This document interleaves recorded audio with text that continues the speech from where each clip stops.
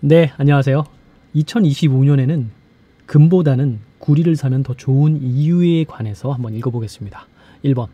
구리는 한자로 동이며 모든 금속 가운데 전기 전도성이 두 번째로 높은 금속이다. 전기 전도성이 가장 높은 금속은 은이지만 구리보다 100배 정도 비싸기 때문에 구리를 주로 사용한다. 전기가 있는 곳에 구리가 있다는 말이다.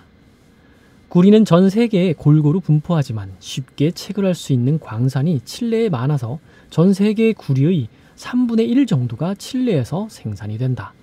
칠레는 구리를 채굴하기 시작했는데 점점 난이도가 높아지고 있다. 칠레 구리광산 사고가 지하 700m 깊이에서 났듯이 점점 깊은 곳까지 파내려 가야 구리가 나오고 있는 실정이다. 깊은 지하에서 캐내다 보니 채굴 비용은 점점 비싸지는데 구리 수요는 빠르게 늘어나고 있다. 왜 빠르게 늘어나는지 궁금해지기 시작합니다. 계속 읽어보겠습니다. 구리 가격이 오르는 이유는 크게 4가지 정도가 있다. 첫 번째, 전기 자동차의 확대다.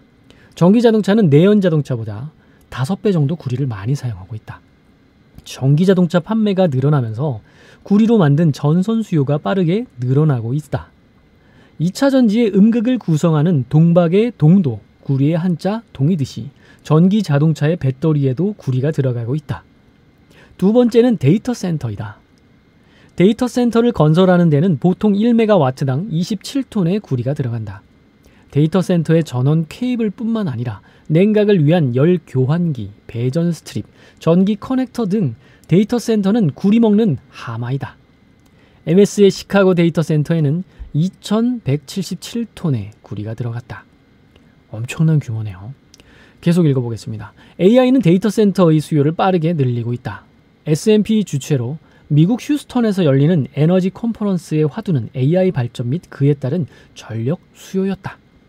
아마존의 빌 바스 부사장은 3일에 하나씩 지구 어디선가에 새로운 데이터 센터가 만들어지고 있다고 말하기도 했다. MS의 빌 게이츠는 AI에 들어가는 전력량이 믿기 힘들 정도로 많아서 데이터 센터의 수익성을 결정할 핵심 요소가 바로 전력이라고 하였다. 전 세계 데이터 센터의 8,000곳 중에 3분의 1이 미국에 집중되어 있지만 미국 외에도 활발하게 건설되고 있는 곳이 있다. 국제에너지기구는 데이터 센터의 전력 수요가 2026년까지 현재의 2배가 될 것이라고 보고 있다. 데이터 센터가 늘어나는 만큼 전기 먹는 하마인 구리의 수요는 폭발적으로 늘어날 수밖에 없는 상황인 것이다. 구리가 갑자기 많이 사용되는 곳에 러시아 우크라이나 전장도 있게 된다. 양국은 넓은 평야에서 대대적인 포격전을 하고 있는데 포탄의 탄두를 감싸는 것이 바로 구리다. 그리고 총알의 탄두도 구리다. 중국도 구리 수요에 뛰어들고 있다. 전 세계 구리의 55%를 중국이 쓰다 보니 중국 경제와 구리는 밀접한 패턴을 보여오고 있다. 구리와 관련된 중국의 문제는 국내 매장량이 적은 것이다. 중국의 구리 매장량은 불과 4%밖에 안 된다. 중국은 구리 원석을 중국으로 가져와 재련한 뒤 전 세계 구리의 절반 가까이를 공급하고 있다. 구리가 중국 경제에 중요하다 보니 중국은 구리를 전략 비축광물로 지정하고 있다. 구리의 전략 비축광물 선언은 해외 구리 광산 등을 확보하고 국내 수요보다 많이 비축하겠다는 의미이다. 2024년 양회에서는 중국은 고품질 발전을 강조했다. 25년 양회에서는 AI를 강조하고 있다. 고품질 발전이라는 것은 전기자동차 플러스 태양광 플러스 리튬 전지를 말하는 것이고 AI에는 그러니까 고품질 발전과 이 AI에는 공통점이 있다. 바로 둘 다 구리 먹는 하마들이라는 것이다. 일본과 중국은 구리 광산들을 계속 확보하고 있다. 일본은 칠레의 주요 구리 광산 5개를 확보했고 계속 추가하고 있다.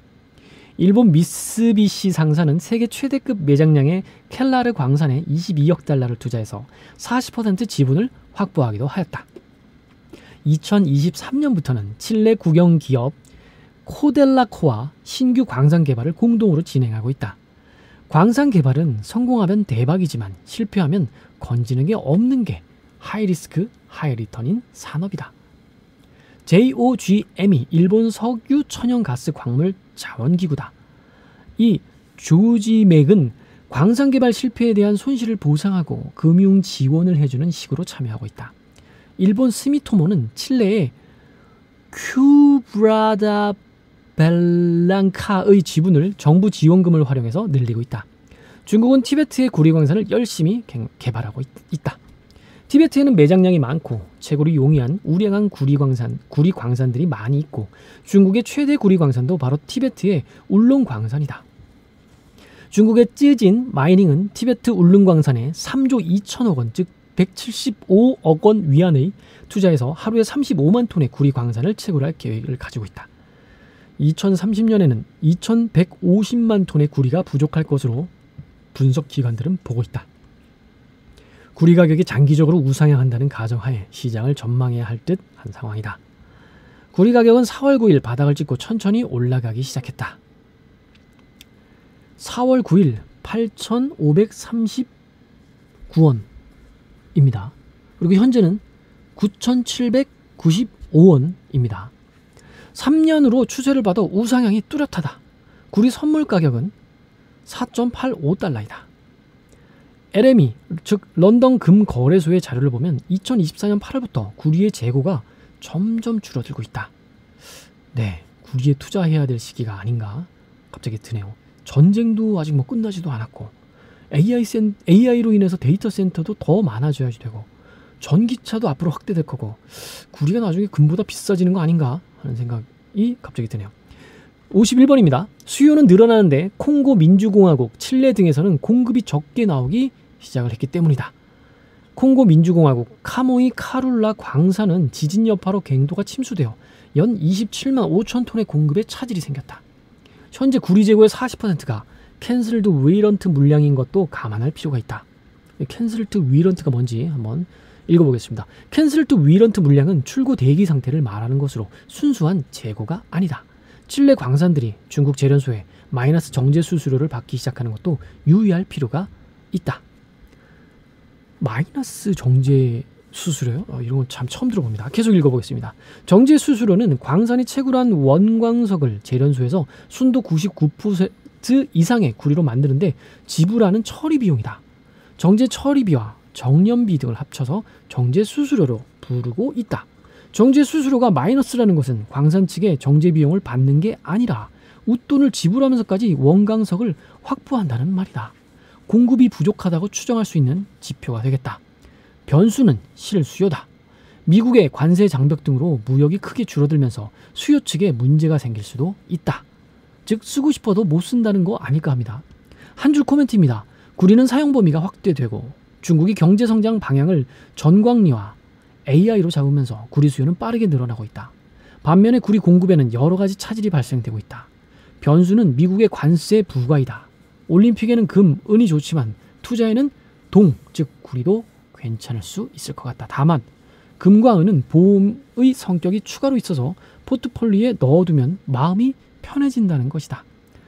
네, 결국 흔싸귀비, 흔해지면 싸지고 귀해지면 비싸진다. 구리가 점점 채굴에도 어려움이 있고 수요도 많아지고 하지만 관세에 약간 복병이 있기도 하고 네, 어떻게 될지는 모르겠습니다. 오늘도 구리에 관한 좋은 지식 잘 읽어보았습니다. 감사합니다.